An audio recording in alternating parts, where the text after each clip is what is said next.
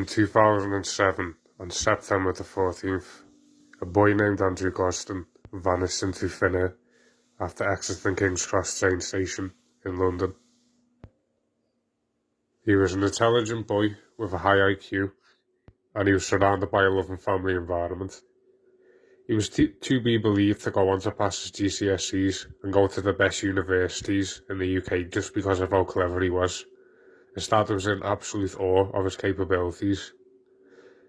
And the day before he vanished, his dad said him and Andrew was just having a casual evening, just having family time, and he was solving a jigsaw puzzle on the computer, and everything seemed as usual. And then Andrew said to his dad, if he was shouted, Dad, I'm going to go to sleep, good night. So his dad said good night. And then the next day, Andrew woke up and apparently seemed a little bit groggy, a little bit agitated. But his dad put it down to maybe just oversleeping. And then Andrew left the house, as usual, to go to school down his normal route.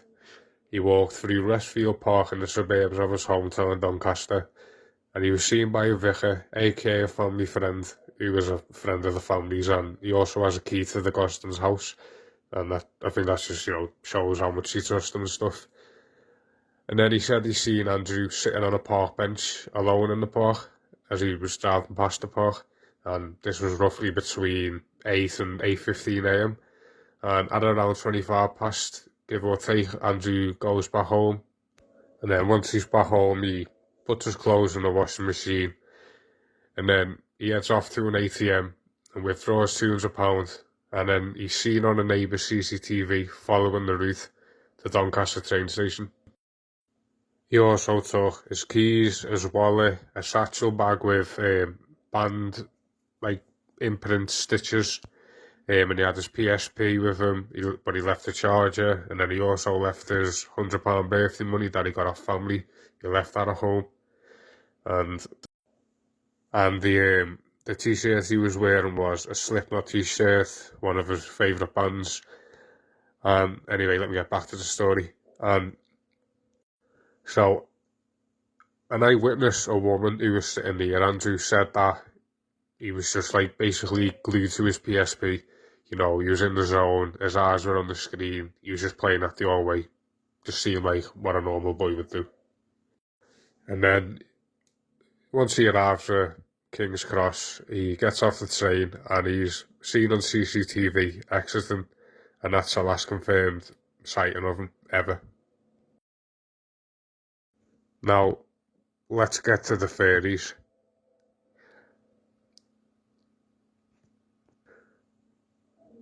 One theory is that he travelled to London because he was struggling with his sexuality, and he went there to take his own life because maybe he couldn't speak to his parents about it because they're from a religious background, but they never ever put it on Andrew and his sister. But that's just one theory, and there's not much to back it up. He was happy the night before, might have been groggy the day he disappeared in the morning because he was just overslept.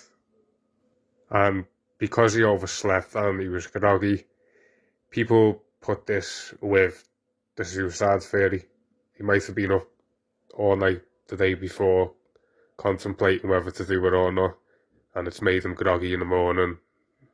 And to me, this just doesn't pan out. He had a lovely family, good environment, he was happy, and 2 weeks before he attended the university, and he came back from that university and he was so happy. And basically that was just a 2-week camp basically for gifted students in a certain percentage of the country in the UK, and he attended there and he came back thrilled and excited. And now this is where we go to theory 2, foul play. Some people believe he may have met an individual at the camp, and this individual may have took advantage of Andrew's kind nature and may have suggested to Andrew to meet at a certain date and may have promised Andrew a lift home, which explains why he didn't buy a return ticket, which I also forgot to mention earlier, by the way, so sorry about that. And also, a return ticket was only a few pence more too. But there isn't really any evidence of this, this foul play. But because he came home happy after the camp and he was thrilled, some people put that towards he was happy he met someone, and that's why he was happy. And yeah, to me, it's plausible, and I'll get back to you on that later. Now, another theory is that he went to London to see some bands that were playing that night, such as 30 Seconds to Mars and Sixth. And there's some pictures from them concerts that night that some people believe maybe Andrew. But to me, there's only one photo that possibly could be him, and the rest are just definitely not him to me, but that's just my opinion. And if he did go to attend these concerts, that might explain why he didn't get a non-return ticket. I mean, that explains why he did get a non-return ticket, because after the concert, you wouldn't even know what time it would have finished anyway. And he also had family in London, so after the concert, he could have went to a family members and stayed there. But let's say foul play happened here. Let's say in the concert he met someone and he were bad, or after the concert someone followed him and maybe kidnapped them or groomed them to go to a place with them. But then again, I don't know.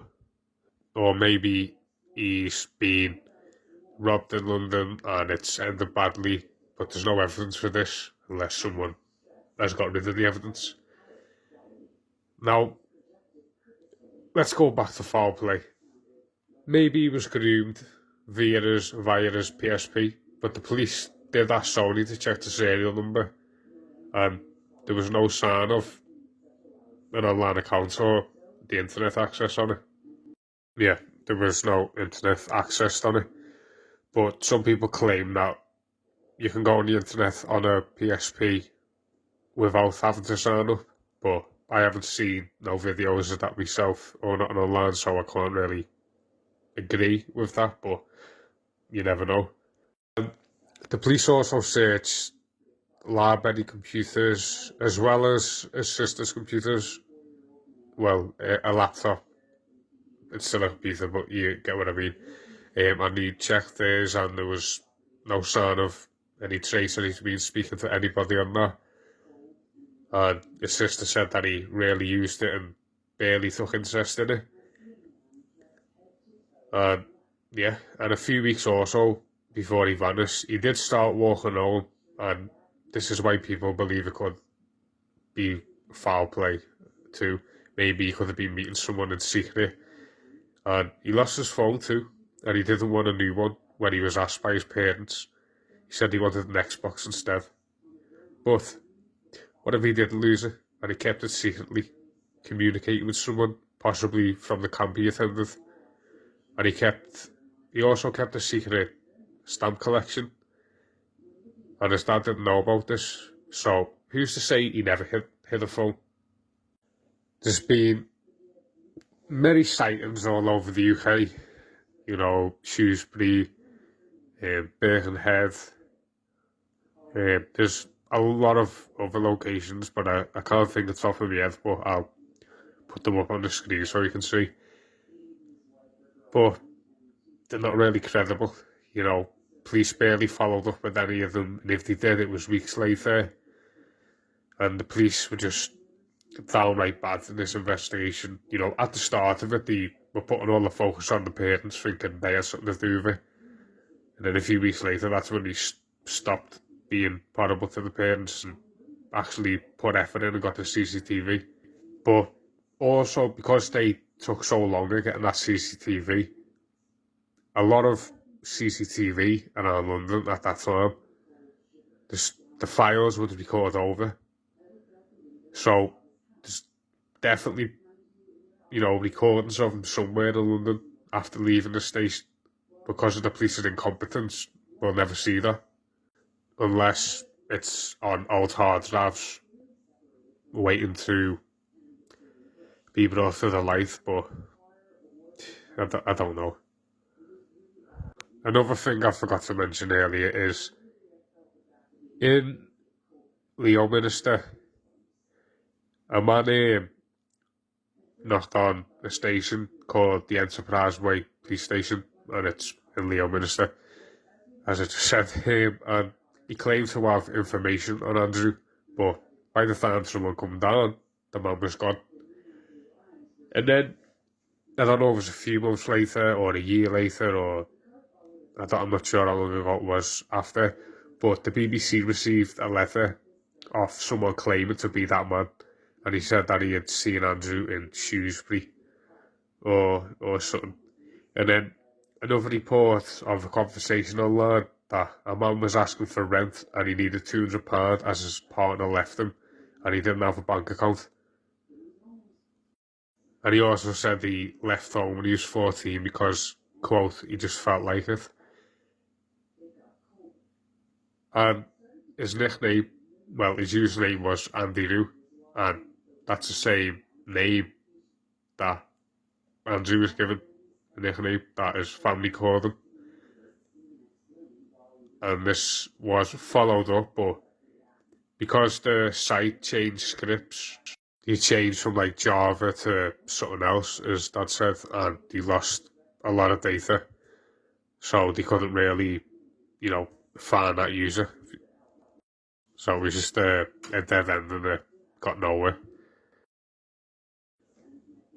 Now, me personally, as I said earlier, to go back to it, thinking it through it, I believe that he met someone at this camp and that person just treated Andrew, maybe made him feel mature and have bonded over things, and Andrews went to meet him in London that day and that person's turned out to be bad. That's my opinion. I definitely believe someone knows something, may even know where he may rest or possibly where he may still be alive. I don't know, but I hope he is found. Now, I didn't really mention this because I didn't really see the point, but there were two men arrested in connection to Andrew's disappearance. They were arrested over having images of indecent images of children and apparently human trafficking suspicions. But the two men were later released and released of any connections or any suspicion to Andrew. But yeah, that went nowhere. There's a great theory on Reddit. Well, it's not really a theory. It's a post that someone made. Now, it's a post about a man called Nicholas Powers, and he's a man who's serving, I think, 14 years for, horrendous acts against children, and he was from the Doncaster area. And I don't think I'll leave links in the description, but yeah, if you go on Reddit.com and you search Andrew Gosden, there's a great thread there, and if you scroll down, it's one of the latest posts. Read it. It goes on about how he possibly had something to do with Andrew, and it's good to read, and you should read it. I haven't really got the time to read it myself, but it's really good, and maybe just hopefully it'll bring some type of closure to Andrew's case. But I don't know. I say I don't know because there's been so many things and then they just go nowhere.